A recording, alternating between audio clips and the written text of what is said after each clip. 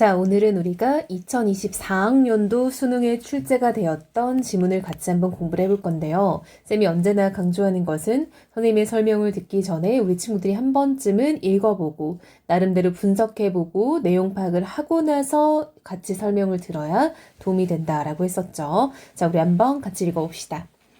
경마식 보도는 경마 중계를 하듯 지지율 변화나 득표율 예측 등을 집중 보도하는 선거 방송의 한 방식이다. 자, 여러분, 경마식 보도의 정의를 소개하면서 글을 시작을 하고 있죠. 경마식 보도는 선거일이 가까워질수록 증가한다. 새롭고 재미있는 정보를 원하는 시청자들의 요구에 부응하고 방송사로서도 매일 새로운 뉴스를 제공하는 방편이 될 수 있기 때문이다. 자, 여러분, 이러한 이유로 선거일이 다가갈수록 증가한다는 거죠. 경마식 보도는 선거와 정치에 무관심한 유권자들의 선거 참여, 정치 참여를 독려하는 장점이 있다. 하지만 흥미를 돋우는 데 치중하는 경마식 보도는 선거의 주요 의제를 도외시하고 경쟁 결과에 초점을 맞춰 선거의 공정성을 저해할 수 있다. 자, 여러분, 경마식 보도의 의의와 한계가 각각 소개가 됐다라는 거 알 수 있겠네요. 자, 여러분, 그럼 이 글은 어떻게 흘러갈까요? 그렇지. 경마식 보도는 과연 어떻게 이러한 단점을 가지고 있는지, 그러한 단점으로 인해서 파생되는 문제는 뭐가 있는지 이런 것들을 좀 더 전개를 하겠죠. 그래서 경마식 보도의 문제점을 줄이려는 조치가 있대. 이쪽으로 이야기가 흘러가네요. 문제가 있으니 그것을 줄이려는 조치. 공직선거법의 규정에 따르면 당선인을 예상케 하는 여론조사를 실시하는 것은 언제든지 가능하지만 그 결과의 보도는 선거의 6일 전부터 투표 마감 시각까지 금지된다.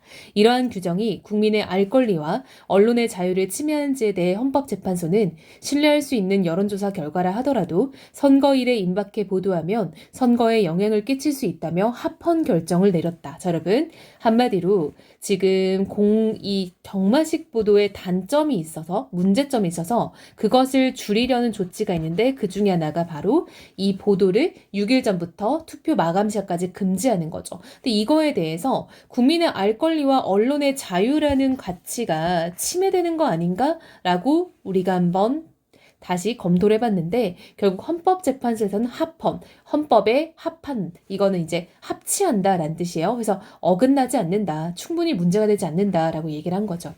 공직선거법에 근거를 둔 선거방송 심의에 관한 특별 규정은 유권자에게 영향을 줄 수 있는 사실의 왜곡 보도를 금지하고 여론조사 결과가 오차 범위 내에 있을 때 이를 밝히지 않은 채로 서열이나 우열을 나타내는 보도도 금지하고 있다. 언론단체의 선거 여론조사 보도 준칙은 표본 오차를 감안하여 여론조사 결과를 정확하게 보도하도록 요구한다. 지지율 차이가 오차 범위 내에 있을 때 경합이라는 표현은 무방하지만 서열화하거나 오차 범위 내에서 앞섰다라는 표현처럼 우열을 나타내어 보도할 수 없다는 것이다. 자, 여러분, 우리가 위에서 읽었던 것처럼 그 결과 보도, 즉 어떤 여론조사에서 당선인을 예상케 하는 그 조사의 결과는 선거일 6일 전부터 투표 마감 시간까지 금지가 됐다는 게 첫 번째 규칙이었다면은 두 번째는 뭐가 있냐면요. 유권자에게 영향을 줄 수 있는 사실의 왜곡 보도를 금지하고 여론조사 결과가 오차 범위 내에 있을 때에는 서열이나 우열을 나타내는 보도를 금지한다. 자, 여러분, 보도도 금지한다. 이게 바로 역시의 보조사잖아요. 앞에서 1번이 나왔으니까 여기서 2번이 나오는 거죠. 언론단체의 선거 여론조사 보도 준칙은 표본 오차를 감안해서 우리가 경합이라는 표현을 쓸 수 있지만 앞섰다 같은 우열을 나타내는 표현은 안 된다라는 거죠. 경마식 보도로부터 드러난 선거방송의 한계를 보완하는 방책 중 하나로 선거방송 토론회가 활용될 수 있다. 이 토론회를 통해 후보자 간 정책과 자질 등의 차이가 드러날 수 있는데 현실적인 이유로 초청 대상자는 한정된다. 공직선거법의 선거방송 토론회 규정은 5인 이상의 국회의원을 가진 정당이나 직전 선거에서 3% 이상 득표한 정당이 추천한 후보자 또는 언론기관의 여론조사 결과 평균 지지율이 5% 이상인 후보자 등을 초청 기준으로 제시하고 있다. 다만 초청 대상이 아닌 후보자들 위해 별도의 토론회 개최가 가능하고 시간이나 횟수를 다르게 할 수 있다. 자, 여러분, 평가원 지문에서 다만이라는 것은 예외를 두는 이제 부사어로서 언제나 문제에서 많이 다뤄지는 편이니까 눈여겨봅시다. 자, 이러한 규정이 선거운동의 기회균등 원칙을 침해하는지에 대해 헌법재판소는 위헌이 아니라고 결정했다. 자, 여러분 이러한 규정은 뭐냐면요. 선거방송 토론회를 활용하는데 그때 초청 대상자를 한정한다라고 했었잖아요. 그래서 공직선거법에 의해서 한정한 이러한 규정이 헌법재판소는 위헌은 아니다라고 얘기를 했대요.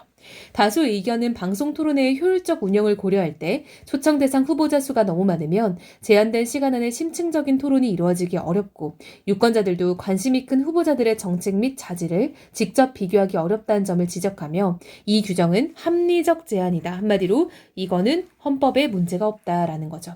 반면 소수 의견은 이 규정이 여러분 이 규정은 무슨 규정이에요? 그쵸? 위에서 이렇게 이 토론회에 참석하는 그 국회의원의 어떤 제한을 둔 걸 말을 하는 거죠.